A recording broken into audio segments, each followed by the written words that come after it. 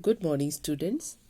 आज हम पढ़ेंगे आमोदनी पाठ्य पुस्तक के पाठ 16 को, जो है एकता में बल। ये पंचतंत्र की कहानी है। कहानी के माध्यम से बताया गया है कि एकता में शक्ति होती है।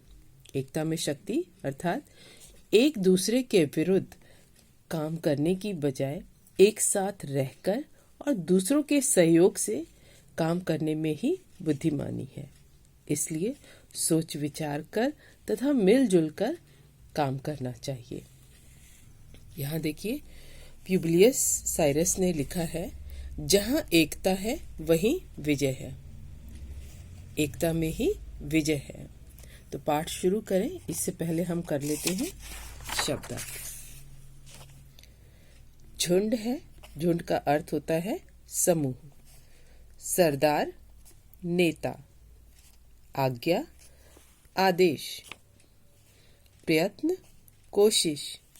बहेलिया, चिड़िया पकड़ने वाला या शिकारी। युवा, जवान। बारीक, महीन, पतला।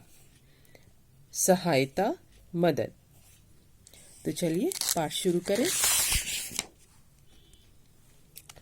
ये कहानी आप लोगों ने बचपन में भी सुनी है। देखिए, आपके इस पाठ में भी अब संकलित हो गई है ये। एक समय की बात है, जंगल में एक बूढ़े बरगद का पेड़ था। उस पर बहुत से पक्षी रहते थे। उनमें कबूतरों का एक झुंड भी रहता था।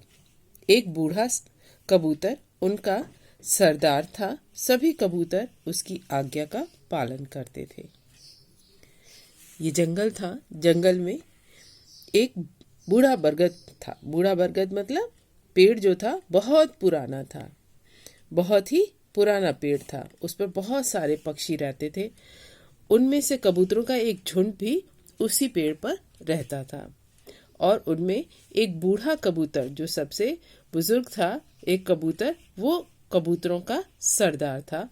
और सभी कबूतर उस बुजुर्ग कबूतर की आज्ञा का पालन करते थे। जो वो कहता था उसकी बात मानते थे। गर्मी में एक दिन सभी कबूतर अपने सरदार के साथ साथ उड़े। उन्हें भोजन की तलाश थी। बहुत प्रयत्न के बाद भी उन्हें कहीं भोजन नहीं मिला। सभी कबूतर बहुत परेशान थे। उड़ते उड़ते वे थक गए थे। भूख के मारे उनका बुरा हाल था। कुछ दूर जाने पर एक कबूतर ने जमीन पर बिखरे दानों को देखा और साथियों से कहा, देखो, जमीन पर दाने बिखरे पड़े हैं। क्या है इस पैराग्राफ में? देखिए, गर्मी का दिन था और सभी कबूतर जो है अपने कबूतर सरदार के साथ उड़े जा रहे थे। उन्हें भोजन की खोज थी। भोजन की तलाश में निकले थे। तलाश यानी खोज में। और बहुत कोशिश करने के बाद भी उन्हें कहीं भोजन नहीं मिल रहा था। सभी कबूतर बहुत परेशान थे, भूख से व्याकुल थे। उड़ते उड़ते वो थक भी गए थे। और कुछ दूर जाने पर उन्होंने देखा, उसमें से एक कबूतर ने देखा कि जमीन पे बहुत सारे दाने बिखरे हुए हैं। अनाज के दाने बिखरे हुए हैं। और अपने साथियों को उसने कहा, देखो, जमीन पर दाने बिखरे पड़े हैं। अब भूख के मारे सभी कबूतर बेचैन थे। उन्होंने दाने देखते ही, देखो, सभी कबूतरों ने दानों को देखा। वे नीचे उतरने को तैयार हो गए।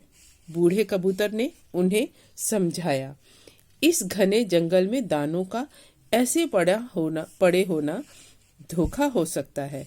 तुम कुछ क्षण ठहरो, मैं पहले इसका पता लगाकर आता हूँ।